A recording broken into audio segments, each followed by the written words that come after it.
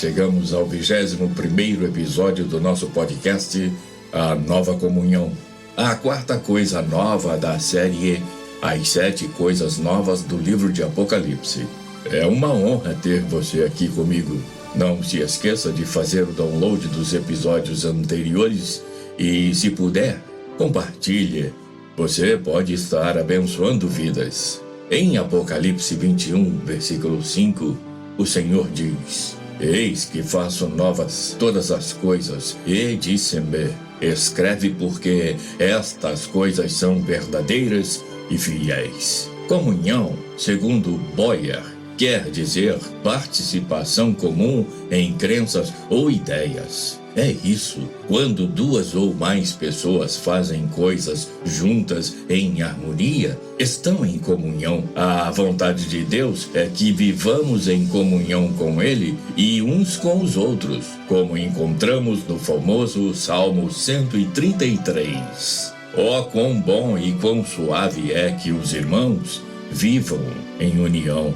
É como o óleo precioso sobre a cabeça, que desce sobre a barba de Arão, e que desce a orla das suas vestes, como o orvalho do Hermon, que desce sobre os montes de Sião, porque ali o Senhor ordena a bênção e a vida para sempre.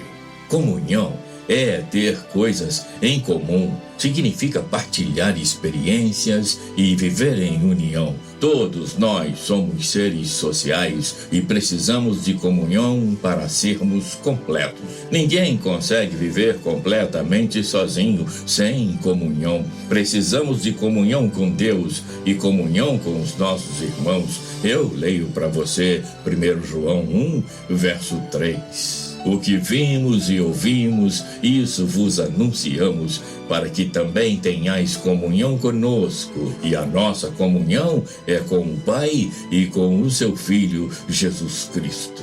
Não é segredo para ninguém o fato de que Deus, o Criador, sempre buscou ter comunhão com a criatura. E isso pode ser visto ao longo dos livros da Bíblia, sempre com um chavão para lá de maravilhoso. Eles serão meu povo e eu serei o seu Deus. Sabemos que essa comunhão foi quebrada, o que exigiu uma intervenção memorável do Criador. Veremos nessa reflexão a comunhão quebrada, a comunhão prometida, a comunhão vivenciada e a comunhão restaurada, o que nos dá a visão da sublimidade e da perfeição do plano restaurador de Deus. Meu tópico primeiro, a comunhão quebrada. Ele passeava no jardim na viração do dia. Em Gênesis 1, verso 8, eu leio para você. Ouviram a voz do Senhor Deus que passeava no jardim pela viração do dia, e escondeu-se Adão e sua mulher da presença do Senhor Deus entre as árvores do jardim. Ele sentia prazer na sua criação, ele Deus, como depreendemos de Gênesis 1, verso 26. E disse Deus: façamos o homem à nossa imagem, conforme a nossa semelhança, e domine sobre os peixes do mar, e sobre as aves dos céus, e sobre o gado, e sobre toda a terra, e sobre todo réptil que se move sobre a terra. Mas essa comunhão foi quebrada com o advento do pecado. Eu leio para você Gênesis 3:17. E a Adão disse: porquanto deste ouvidos à voz de tua mulher e comeste da árvore que te ordenei, dizendo: não comerás dela, maldita é a terra por causa de ti. Com dor comerás dela todos os dias da tua vida. Espinhos e cardos também te produzirá, e comerás a erva do pecado. A comunhão foi quebrada, mas Deus sempre prometeu uma nova comunhão. Meu tópico 2 dessa pequenina reflexão, a comunhão prometida. Ao abordar a questão dos mandamentos, promessas e ameaças. Em Levítico 26:11 temos: E porei o meu tabernáculo no meio de vós, e a minha alma de vós não se enfadará, e andarei no meio de vós, e eu vos serei por Deus, e vós me sereis por povo. B. Quando fez sua glória inundar o templo na ocasião da restauração de que falou o profeta Ezequiel, estou dizendo que Deus sempre prometeu uma nova comunhão. Ezequiel 43, verso 7. E me disse, filho do homem, este é o lugar do meu trono e o lugar das plantas dos meus pés, onde habitarei no meio dos filhos de Israel para sempre, e os da casa de Israel não contaminarão mais o meu nome santo, nem eles, nem os seus reis com as suas prostituições e com os cadáveres dos seus reis nos seus altos. Deus prometeu uma nova comunhão, letra C, fazendo lembrar as promessas de comunhão com o seu povo nas palavras do apóstolo, segunda epístola aos Coríntios, capítulo 6, verso 16. E que consenso tem o templo de Deus com os ídolos? Porque vós sois o templo do Deus vivente, como Deus disse, neles habitarei, e entre eles andarei, e eu serei o seu Deus, e eles serão o meu povo. Quando Deus reacende a esperança do seu povo a abordar a situação dos 144 mil, em Apocalipse 7, verso 15, que eu leio para você. Por isso estão diante do trono de Deus e o servem de dia e de noite no seu templo, e aquele que está assentado sobre o trono os cobrirá com a sua sombra.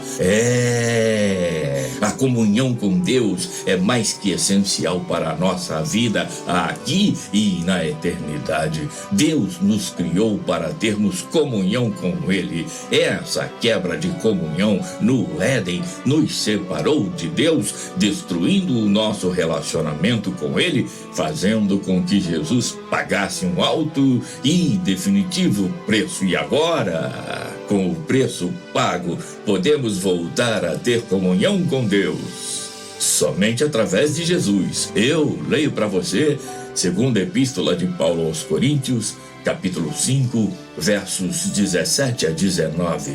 Assim que, se alguém está em Cristo, nova criatura é. As coisas velhas já passaram, eis que tudo se fez novo, e tudo isso provém de Deus, que nos reconciliou consigo mesmo por Jesus Cristo e nos deu o ministério da reconciliação. Isto é, Deus estava em Cristo reconciliando consigo o mundo, não lhes imputando os seus pecados, e pôs em nós a palavra da reconciliação. Meu tópico terceiro, a comunhão vivenciada. Como se fosse um ensaio, um prenúncio da nova comunhão, a igreja viveu e vive momentos indescritíveis de comunhão na terra, especialmente com o Senhor, que anseia por comunhão com o seu povo. Letra A.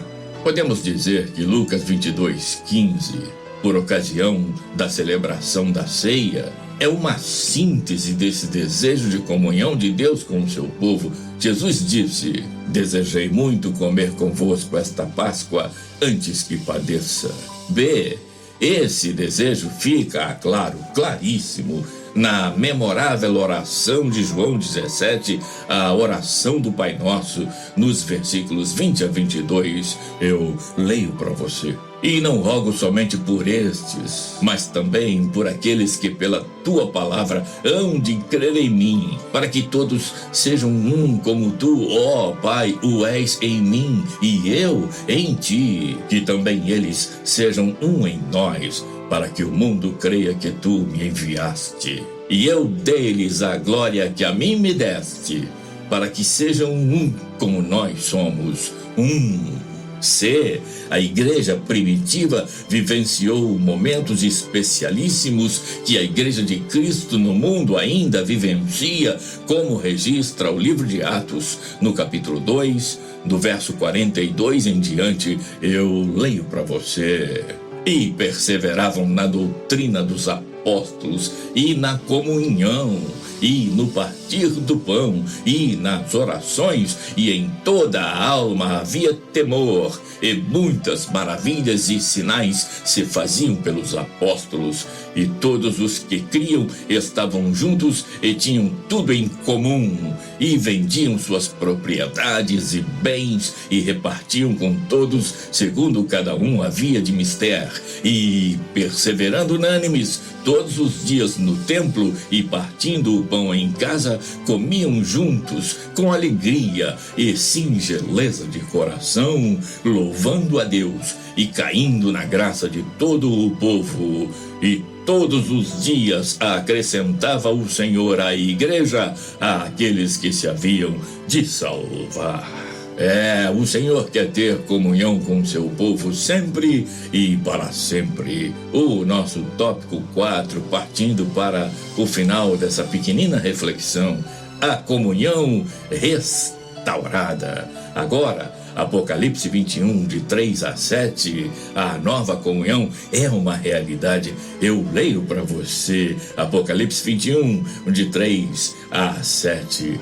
E ouvi uma grande voz do céu que dizia: eis aqui o tabernáculo de Deus com os homens, pois com eles habitará, e eles serão o seu povo, e o mesmo Deus estará com eles, e será o seu Deus. E Deus limpará de seus olhos toda lágrima, e não haverá mais morte, nem pranto, nem clamor, nem dor, porque já as primeiras coisas são passadas. E o que estava sentado sobre o trono disse: eis que faço novas todas as coisas. E disse-me: escreve, porque estas palavras são verdadeiras e fiéis. E disse-me mais: está cumprido. Eu sou o Alfa e o Ômega, o princípio e o fim. A quem quer que tiver sede, de graça lhe darei da fonte da água da vida.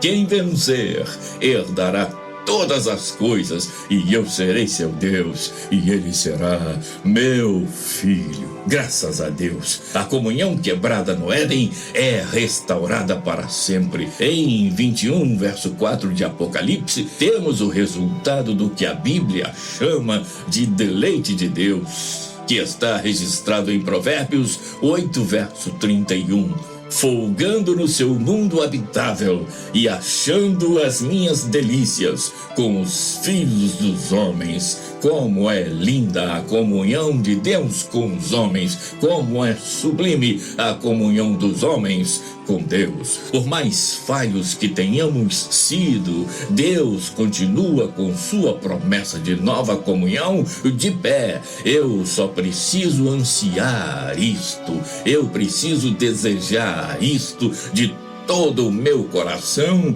e de toda a minha alma, temer ao Senhor e andar nos seus caminhos. Observe o ser, o condicional do texto da segunda epístola de Paulo aos Coríntios, no capítulo 5, de 17 a 19, condição sine qua non para participar da comunhão eterna. Eu leio para você, segunda epístola de Paulo aos Coríntios, capítulo 5, versos 17 a 19.